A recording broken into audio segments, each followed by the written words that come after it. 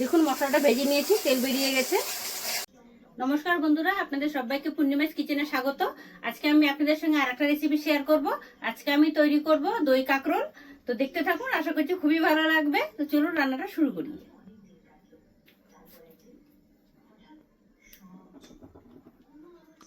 আমিও আছি, আমিও রান্না করব।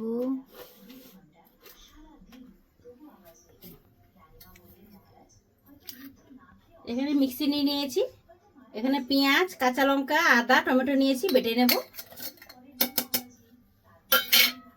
দই নিয়েছি, দইটাও নিয়ে নেব, একসঙ্গে বেটে নিয়ে আসবো। দেখুন আলু আর কাঁকরোলটা আমি সুন্দর করে কেটে নিয়েছি, লম্বা লম্বা করে ধুয়ে নিয়েছি। এখানে সর্ষের তেল দিয়ে দিয়েছি, ফোড়নে দিয়ে দিচ্ছি জিরে তেজপাতা। মশলাটা বেটে নিয়েছিলাম ওটা দিয়ে দিচ্ছি।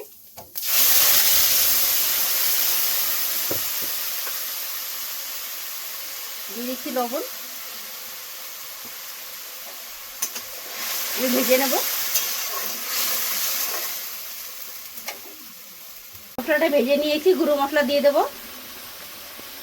জিরে গুঁড়ো, হলুদ গুঁড়ো, লঙ্কা গুঁড়ো, একটু চিনি,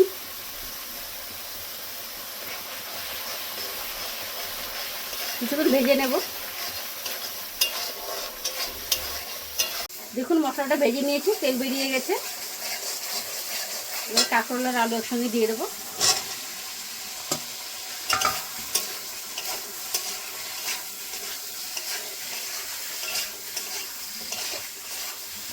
সুন্দর করে মশলার সঙ্গে মিশিয়ে ঢেকে দেব, কম আঁচে হতে থাকবে।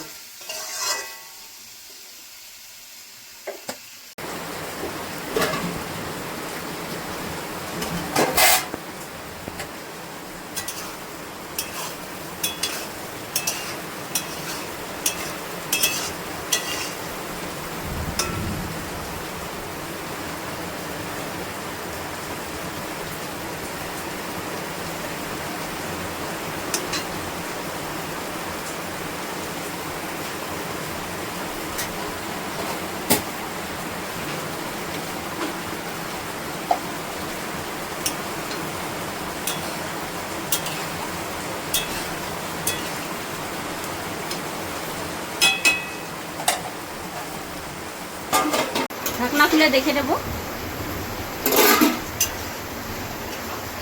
কাঁকরোল সবজিটা হয়ে গেছে।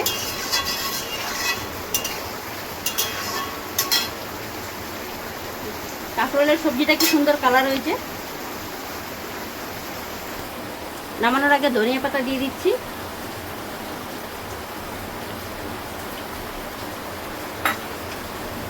এবার নামিয়ে নেব।